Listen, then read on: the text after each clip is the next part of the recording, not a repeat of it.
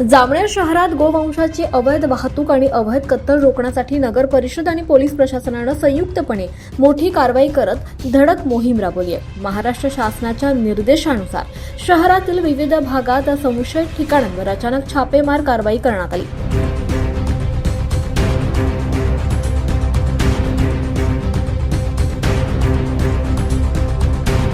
घोडेपीर बाबा घरकुल परिसर, मदनीनगर आणि इस्लामपूर भागात प्रशासनानं तपासणी केली।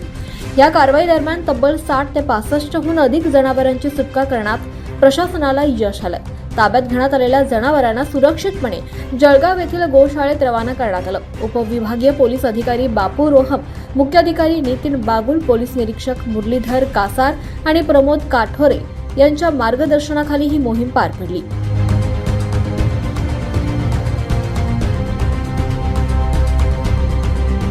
नगर परिषद, आरोग्य विभाग, पोलीस कर्मचारी आणि सफाई कर्मचाऱ्यांनी देखील या मोहिमेत सक्रिय सहभाग घेतला।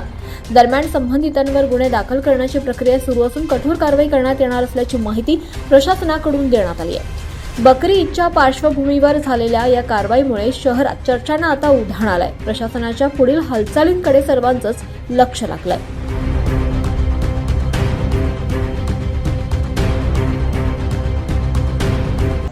28 तारखेला पूर्ण भारतात बकरी ईद सण हा उत्साहात साजरा होत असतो। आम्ही 1960 चा जो कायदा आहे, प्राणी अधिनियम, यानुसार गोहत्यास बंदी म्हणण्यापेक्षा गाय आणि वासरू म्हणजे गोरा आणि गाय याला आपण बळी देऊ शकत नाही। तर त्या आधारे एक बातमी भेटली होती जामनेरमध्ये, त्या बऱ्याच ठिकाणी बेकायदेशीररित्या कत्तलीसाठी जनावर आणलेले आहे। सदरची गोष्ट ही वरिष्ठांना सांगितली आम्ही, त्यानुसार आज 5 ते 6 ठिकाणी आम्ही कारवाई करून जवळजवळ 60-65 जनावर ताब्यात घेतलेले आहेत।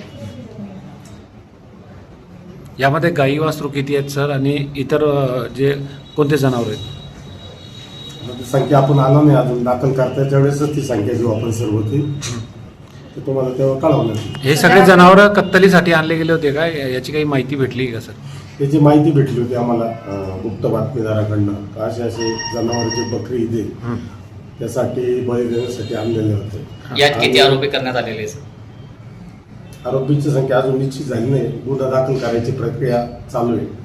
ज्यावेळेस गुन्हा दाखल होईल त्यानंतर आपण सर्व माहिती आपल्याला व्यवस्थित देण्यात येईल। गायींना कुठे पाठवण्यात आले सर? गाई आणि जे वासरू गोरे वगैरे ते आपण बापना गोशाळेत पाठवलेले तिथे, कारण मोठी शाळा आहे आणि ठेवण्याची व्यवस्था वगैरे व्यवस्थित असल्याने आपण त्या ठिकाणी पाठवण्यात आलेले आहे। सर, जामनेरमध्ये कुठल्या कत्तलखान्यासाठी परवानगी आहे का? कुठे गाय किंवा इतर जनावर? जामनेरमध्ये आपल्याकडं कुठेही अधिकृत कत्तलखाना नाही आहे। टेम्परवरी ज्यावेळेस प्रोग्राम असतात त्यावेळेस शासनाच्या नियमाप्रमाणे त्यांना परवानगी देण्यात येतात। नाही, असं जर काही आढळलं तर आपण निश्चितच त्यांच्यावर पण अन्याय होईल। म्हणजे सांगायचं तात्पर्य असे सर, जे जनावर आपण जप्त केलेले आहेत त्यात काही चोरीचे जनावर आहे का, असं काही आपण तपास केलेला आहे किंवा चौकशी करणार आहोत? तर त्या अनुषंगाने पण तपास करू। चांगला प्रश्न विचारलाय तुम्ही, त्या अनुषंगाने पण आपण तपास करू। आणि जर खरोखर एखाद्या शेतकऱ्याचं जर असेल का जो शेतीसाठी वापरतो घरचं पशुधन, तर आपण त्याचा पण विचार करू, सगळ्या बाबींनी तपास करू।